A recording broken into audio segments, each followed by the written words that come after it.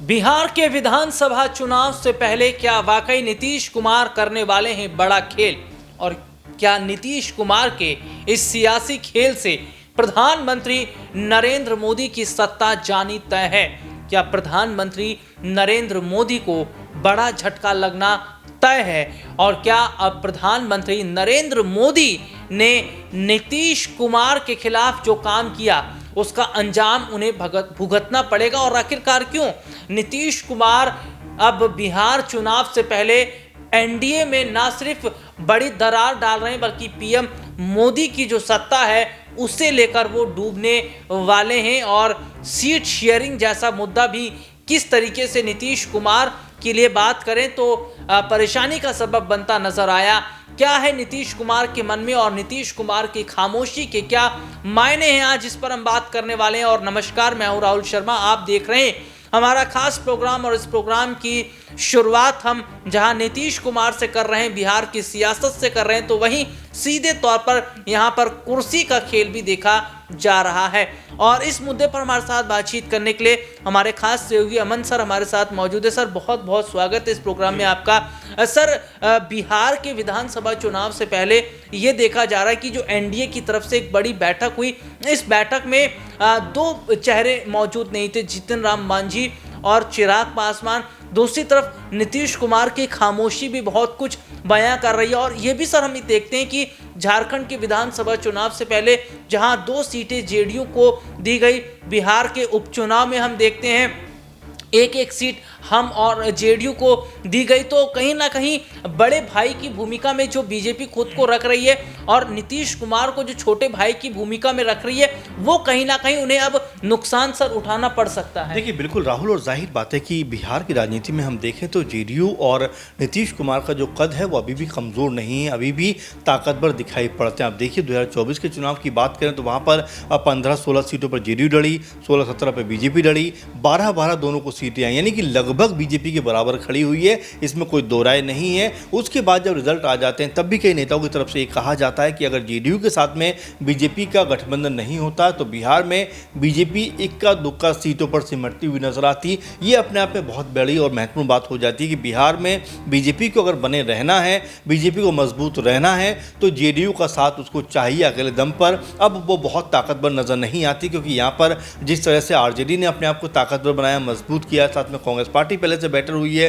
प्रशांत किशोर इस भूमिका में दिखाई पड़ रहे हैं कि वो भी कोई बड़ा खेल बिहार में कर सकते हैं। इसके अलावा चिराग पासवान को आप देखिए 5 की 5 सीटें उनके पास आई। तो ऐसे में बीजेपी अकेले दम पर यहाँ पर बहुत कुछ अब नहीं कर सकती। उनके साथ में सहयोगी दल हैं, उन्होंने लगातार ये साबित कर दिया है कि भाई आप जो भी हमें सीटें देंगे उस पर हम खरे उतरते हुए नजर आएंगे। और हमारी जो कह सकते हैं यहाँ पर जो मतदाता हैं, जो वोट बैंक है, वो हमारे साथ अभी बना हुआ है, किसका नहीं है। आप मांझी को देखिए, वो भी चुनाव में जीतते हुए नजर आते हैं, मंत्री बन जाते हैं। तो यहाँ पर सबकी अपनी अपनी इस समय मांगे हैं, डिमांड है कि भाई किसको क्या मिलता है, किसको क्या दिया जाना चाहिए। आप देखिए अभी से सुबुहाट चल रही है कि 243 सीटों में से बीजेपी कितने पर चुनाव लड़ेगी, जेडीयू कितने पर चुनाव लड़ेगी, इसके अलावा चिराग पासवान को कितनी सीटें मिलेंगी और मांझी को क्या कोई सीट मिलेंगी। और फिर उपेंद्र कुशवाहा भी कहीं ना कहीं अपनी जो राह है वो तलाशते हुए नजर आते हैं। तो यहाँ बीजेपी के लिए इस स्थिति को संभालना आसान नहीं होने वाला है। कुछ दिनों पहले आपने देखा कि जब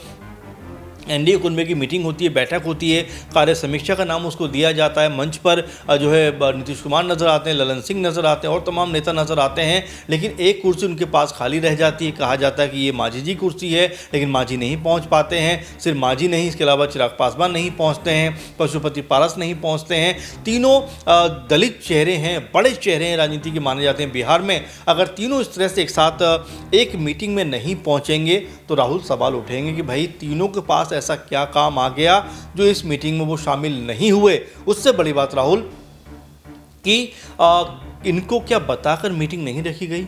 अगर बताकर मीटिंग रखी गई थी तो फिर इनका नहीं आने के क्या कारण है? तो ये जो खामोशी लग रही है पूरे बिहार के अंदर राजनीति में, क्या किसी बड़ी सुनामी की तरफ इशारा कर रहा है? क्या बड़ी सुनामी का कह सकते हैं संकेत दिखाई पड़ता है? क्योंकि जिस तरह नायब सिंह सैनी ने कह सकते हैं राज्य में आरक्षण के अंदर आरक्षण दिए जाने की बात कही, वर्गीकरण को सही ठहराया, उसको लेकर तुरंत चिराग पासवान का बयान आता है कि भाई हमारे राज्य में ये नहीं हो सकता और मैं इसके खिलाफ हूँ, पक्ष में नहीं हूँ। तो आप समझ सकते हैं कि चिराग पासवान की जो अभी भी जिद है, अभी भी जो उनका कह सकते रवैया है वो इस पूरे के पूरे मामले के खिलाफ नजर आता है। और खिलाफ नजर आने का मतलब ये है कि बीजेपी एक तरफ तो मना करती है और वहीं उनके ही राज्य में इसको लागू करने का ऐलान कर देती है। तो ये भी एक बिगाड़ की वजह हो सकता है, क्योंकि कल ही की बात है कि जो नायब सिंह सैनी है वो मंच से खड़े होकर सुरजेवाला को जाति सूचक शब्द का प्रयोग कर रहे थे।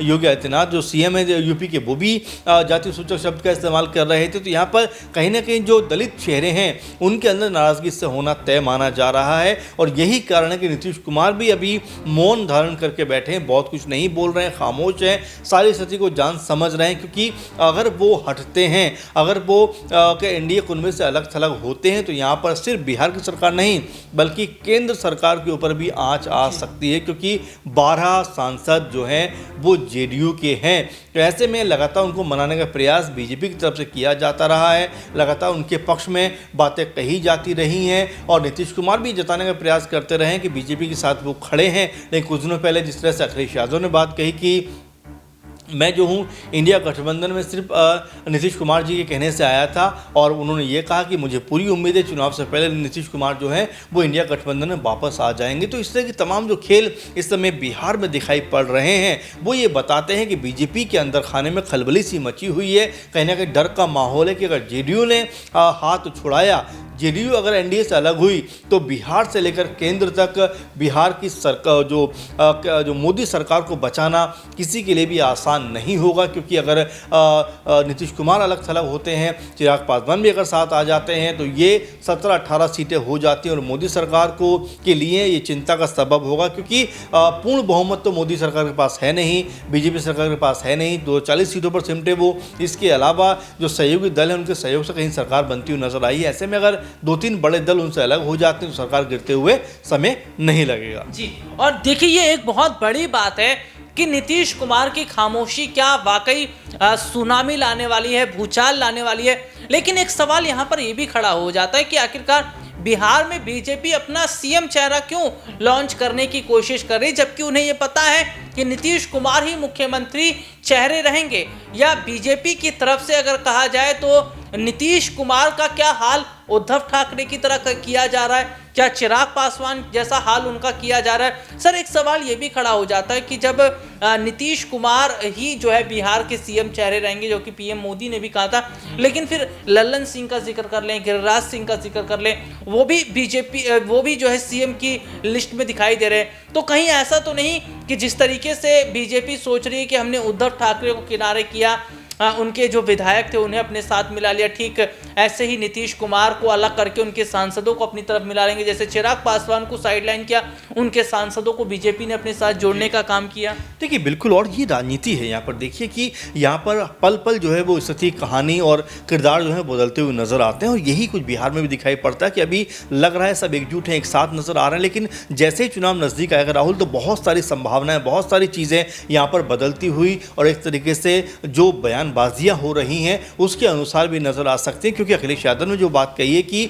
आने वाले चुनाव तक हो सकता है नीतीश कुमार एक बार फिर इंडिया गठबंधन में आ जाएं, तो यहाँ अगर इंडिया गठबंधन में नीतीश कुमार की एंट्री होती है तो बिहार में बीजेपी का सफाया होना तय माना जाए। क्योंकि वोट बैंक के लिहाज से देखा जाए तो अगर जेडीयू, आरजेडी और कांग्रेस पार्टी एक मंच पर आ जाते हैं तो एक बड़ा तबका कहीं ना कहीं वो साधते हुए दिखाई पड़ेंगे। और इसमें भी अगर चिराग पासवान की एंट्री हो जाए तो यहाँ इक्का दुक्का सीटें भी मिलना मुश्किल हो जाएंगी विपक्षी लोगों को, जो कह सकते हैं कि इस इंडिया गठबंधन के खिलाफ चुनाव लड़ेंगे। तो यहाँ बीजेपी एनडीए को समझने की ज़रूरत है कि किसी भी तरह से जेडीयू उनके साथ रहना चाहिए, नहीं तो सीटों के लाले पड़ते हुए नजर आ सकते हैं। और ये बात कई लोग कह चुके हैं, जेडीयू के नेताओं ने भी बात कही है कि अगर बीजेपी को कह सकते हैं जेडीयू का साथ नहीं मिला होता तो यहाँ स्थिति बद से बदतर हो जाती। तो कुल मिलाकर स्थिति यही है कि यहाँ आरजेडी और जेडीयू का मिलन होने से बीजेपी को रोकना पड़ेगा। क्योंकि बारंबार नीतीश कुमार कहते तो रहे हैं कि अब पाला नहीं बदलेंगे, अब इस तरफ नहीं जाएंगे, अब उस तरफ नहीं जाएंगे, लेकिन एंड ऑफ द डे